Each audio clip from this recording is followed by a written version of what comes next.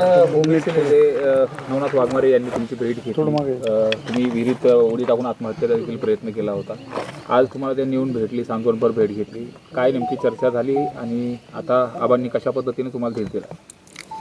मी प्रथमतः नवनाथ आबाचे मनापासून आभार व्यक्त करतो, कारण की ज्या संकट काळामध्ये आबा मला भेटायला आले त्याबद्दल खूप खूप धन्यवाद आबा तुमचे. आणि आबा म्हणाले की इथून पुढं बाबांनो, समाज कुठलाही असो, आम्ही काय समाजाचे दोषी नाहीत किंवा मराठा समाजाचे कोणी आम्ही हे नाहीत. आम्ही बी तुम्ही जितके कष्ट करतात तेवढेच आम्ही सुद्धा कष्ट करतो तर, आणि आम्ही कायम तुमच्या पाठीशी राहू, परंतु आत्महत्येचा असा प्रयत्न करू नका. अच्छा, तर तुमच्यावरती आत्महत्येची वेळ का आली होती आणि या अनुषंगाने तुम्ही काय शासन दरबारी तशी तक्रार केली, कुठं तुमची फसवणूक झाली, तुमच्या संदर्भात काय झालं किंवा संबंधिताच्या संदर्भामध्ये जो संपूर्ण प्रकार तुमच्यावरती आतापर्यंत तुमची मागणी काय?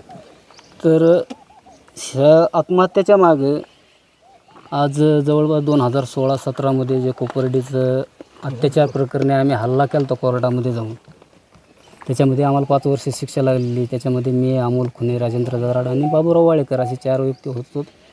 आम्हाला त्याच्यामध्ये 5 वर्षाची शिक्षा आणि ऑलरेडी आम्ही 2 वर्ष त्याच्यामध्ये 22 महिने काढून आलेलो होतं. तर इतके ज्या माणसासाठी आम्ही कष्ट केले, जेल तुरुंग साऱ्या गोष्टी भोगल्या, त्या आमच्या विरहित आमच्या घरच्यांना काय त्रास झाला असेल, आमच्या लेकराबाळांना काय त्रास झाला असेल, हे आमचे घरचे आता आबा भेटून आबांनी विचारपूस केली. परंतु ज्या माणसामुळे झाला त्या माणसाचं नाव मनोज जरांगे आहे. ह्या माणसामुळे आत्तापर्यंत आत्महत्येची वेळ तिथून मागे पण आली असती, पण निर्भीड काळजाचे असल्यामुळं आत्तापर्यंत ती आली नव्हती. परंतु आज ते निर्णय टोकाचा घ्यावा लागला मला.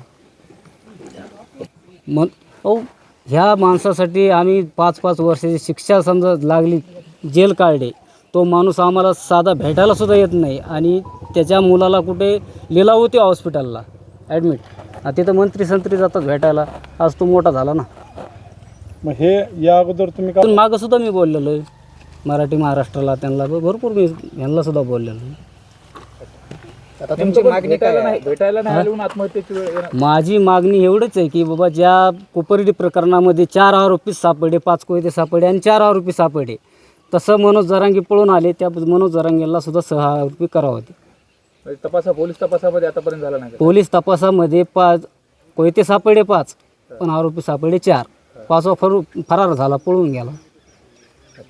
हा, आता काय मागणी तुमची असणार आहे आणि मी प्रशासनाला एवढंच विनंती करेन की त्या केसचा डबल फेर विचार करून, डबल ओपन केस करून त्याच्यातला 5वा आरोपी कोण आहे त्याचा शोध काढावा. या 5 वर्षात पाटील तुम्हाला भेटायला आले नाही, पण तुम्ही पाटलांना भेटायला कधी प्रयत्न केला का?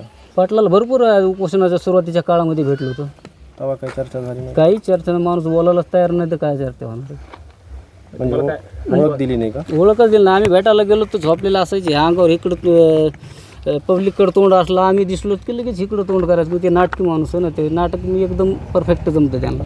नाही, प्रश्न हा आहे की नेमकं तुमचं आणि त्यांनी एकत्रित सोबत होते, कोपर्डीचं सगळी घटना घडली, मात्र याच्यामध्ये तुमचं नुकसान काय झालं आणि जे नुकसान मनोज जरांगेंमुळे झालं, आणि ते कुठलं नेमकं नुकसान आहे ज्याच्यामुळे तुम्हाला आत्महत्येची वेळ आली? मी ह्या गावामध्ये कुणाला जरी तुम्ही विचारलं की मी कष्टाळू पोरगा होतो, होतकूर होतो, काम करणार होतो, इथे मी 4-5 सालं घातलेले, त्या लोक तुम्ही कुणाला जर सहज विचारलं तर कोणी पण सांगू शकतो ह्या माणसाने ह्या माणसाची तर साल घातलेलं.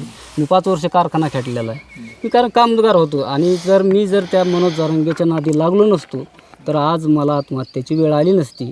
कारण की मी काम करताना मला खूप माझे चांगले दिवस होते आणि आत्तापर्यंत मी चांगले 5-25 लाख रुपये कमवून असतो. आज माझी मुलगी 12वीला आहे, माझा मुलगा 9वीला आहे. आज माझी मुलगी लग्नाला आली.